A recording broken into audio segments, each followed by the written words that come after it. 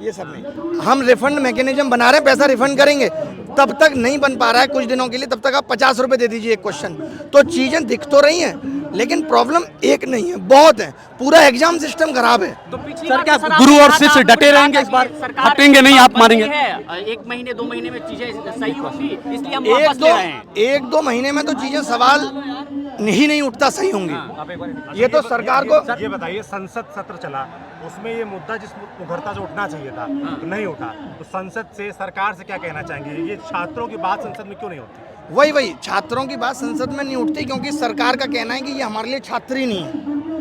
हमारे लिए छात्र है जो 10वीं कर रहा है, हमारे लिए छात्र है वो 12वीं कर रहा है, और जो ग्रेजुएशन में किसी यूनिवर्सिटी से पढ़ रहा है हमारे लिए वो छात्र है, ये हमारे लिए छात्र नहीं है। ये सरकार कहती है कि ये वो लोग हैं जिनको 3-4 साल मेहनत करके 60 साल आराम करना है। तो हम ये कह रहे हैं कि आपने उस यूथ को इस लायक क्यों बनाया कि वो सरकारी नौकरी के पीछे पागल है। ये तो आपकी एजुकेशन पॉलिसी खराब रही कि आप उसे ना कोई स्किल सिखा पाए, ना कोई इनोवेशन सिखा पाए।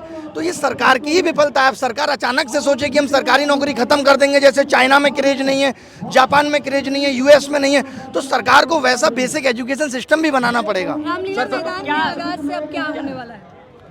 अब तो ये तो वक्त बताएगा। बच्चे इतनी उम्मीदें लेके आए हैं कि भाई आप हमारा सिस्टम ठीक करो, तो ये तो वक्त बताएगा। डीओपीटी कंपनी पे जो भाई भतीजावाद का कुछ आरोप लग रहा है, उस संदर्भ में कुछ साक्ष्य भी आपने डीओपीटी को उपलब्ध कराया है? अभी साक्ष्य तो नहीं है सर, कोई ऐसे तंत्र बैठ, मैं एक बात बता दूं, सरकार कोई बच्चा नहीं है कि वो गलत करेगी और साक्ष्य छोड़ देगी। वो बहुत तमीज से करती है। अब लोग कह रहे हैं एडुकेटी ब्लैक लिस्टेड है, आप डॉक्यूमेंट देखिए, एडुकेटी ब्लैक लिस्टेड नहीं है, इनएलिजिबल है, और वो खेल गए इसी पे, टेंडर के लिए एलिजिबल हो गई। अब आज से हो सकता है 17 साल का लड़का वोट डालने के लिए एलिजिबल नहीं है, इनएलिजिबल है। तो कब तक होगा तो हो जाएगा। तो क्या माना जाए अभिनव सर, अभी इस आंदोलन को कब तक टिके रहेंगे? जब तक कोई निर्णय या निष्कर्ष नहीं आ जाता तब तक आंदोलन जारी आपने रहेगा? तो इस देश के सारे आंदोलन देखे हैं, जब तक सरकार चाहेगी तब तक टिके रहेंगे। ये बताइए, बहुत बहुत धन्यवाद हमारे साथ। ये भी आरोप लग रहे हैं सर कि टीचर्स जो है ना वो हाँ देखिए, टीचर्स का तो ये आंदोलन ही नहीं है। मैं आपने देखा कि स्टेज पे भी गया, मैंने हेलो आई भी अभी तक नहीं की। मैं चाहता हूँ कि ये बच्चों का आंदोलन है। सरकार को टीचर्स, कोचिंग इंडस्ट्री और माफिया नजर आते हैं। सरकार का कहना है कि इनका पर्सनल इंटरेस्ट है, और ये एकदम सही बात है। हमारा कॉन्फ्लिक्ट ऑफ इंटरेस्ट हो सकता है, तो इसलिए ये आंदोलन छात्रों का रहे, छात्र से रिप्रेजेंट करें और छात्राओं का ही डेलीगेशन सरकार से मिले। जितेंद्र सिंह के बाद किसी से मिले? कोई फोन आया आप लोगों के पास, टीचर्स के पास?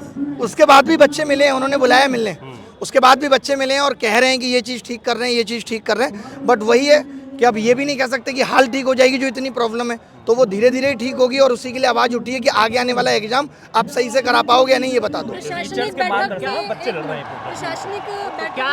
क्या प्रतिक्रियाएं आती हैं? देखिए, प्रशासन का कहना है जब गुड़गांव में पानी भर सकता है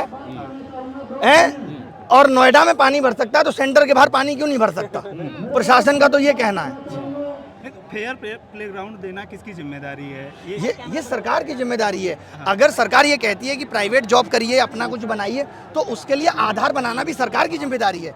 right to work opportunity create करना संविधान कहता है कि सरकार की जिम्मेदारी है। बट सरकार का फोकस इस चीज़ पे है ही नहीं। सरकार का फोकस है किस तरीके से अब बिहार को कब्जा किया जाए, किस तरीके से अब झारखंड को कब्जा किया जाए। सरकार का फोकस सिर्फ यही है, एक गंभीर एजेंडे में यही है कि हर राज्य में अपनी सरकार कैसे बनाई जाए। सर, एक और गंभीर क्वेश्चन ले लेते हैं अपने सर। एक क्यों मुद्दा नहीं पड़ पाता? क्योंकि बिहार में भी यूथ है, वो भी लाठी खा रहा है, यूपी में भी है, राजस्थान में। आपने देखा बिहार के कितने आंदोलन हुए, उसके बावजूद भी आपने देखा कि कोई सरकार बेरोजगारी या बच्चों के मुद्दे पे बात कर रही हो।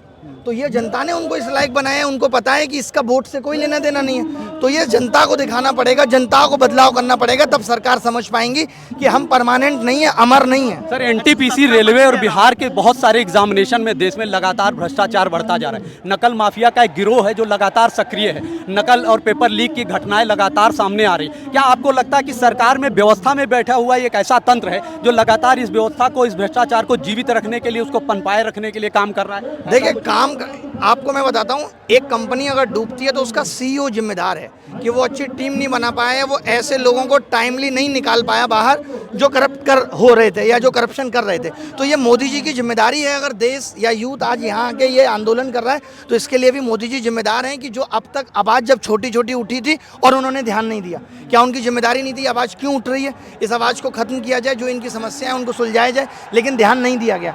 तो सरकार बहुत रिजिड हो गई है, उसको लगता है कि कुछ नहीं होगा, हम बार बार जीत कर आते रहेंगे। और यही बच्चे हमें जिताते रहेंगे। सरकार तो ये कह रही है। सर आरोप आप ये टीचरों को दिक्कत है बस। सर आरोप ये लग रहे हैं कि जो टीचर्स हैं वो इसके द्वारा फेम लेने की भी कोशिश कर रहे हैं। हाँ, हो सकता है, इसमें कोई दो राय नहीं। आरोप क्या, ये सत्य भी हो सकता है। सर टीचर एक है या इस मंच पे सिर्फ इसके ढाक के 3-5 जैसा है? सर सारे टीचर जो दिखाने की कोशिश की गई है कि देश के हर इस कोने से टीचर्स आए हैं। यहाँ पर आए नहीं आए। देखिए वही है, ये आरोप प्रत्यारोप लगते रहेंगे। युवाओं का सरकारें काट रही हैं, कोचिंगें काट रही हैं, उसका कटता रहेगा। नौकरी न लगने की उम्मीद में महिला भी काट के चला जा रही है, तो उसका तो कटना तय है। सर अब वो युवा को सोचना है कि वो किस पे भरोसा करे और किस पे नहीं। सर मंच पर और मंच के इर्द गिर्द उपलब्ध सारे टीचर जो देश के कोने कोने से यहाँ एकजुट हुए हैं छात्रों के हित के लिए, उनके भविष्य को ध्यान में रखकर, क्या वो सब एक ही है या ढाक के 3-5 ये ऊपरी आडंबर भी हो सकता है? नहीं, देखिए वैसे भी एक क्या होता है, मैं आपको आज से अगर आप 15 साल पहले की बात करें तो मलाइका और अरबाज भी एक थे, आज नहीं है। तो अब अगर ये बच्चों का मुद्दा है तो अभी एक है, हो सकता है कल नहीं थे और हो सकता है कल ना हो। तो ये आपने जो सब्जेक्टिव सवाल पूछा है, इसका आंसर देना बड़ा मुश्किल है कि सब एक हैं और एक रहेंगे वाली। अभी एक हैं क्योंकि बच्चों को रिप्रेजेंट करना है। कोई 100 बच्चों को रिप्रेजेंट कर रहा है, कोई 1000 को कर रहा है, कोई 2000 को कर रहा है, समझ रहे हैं।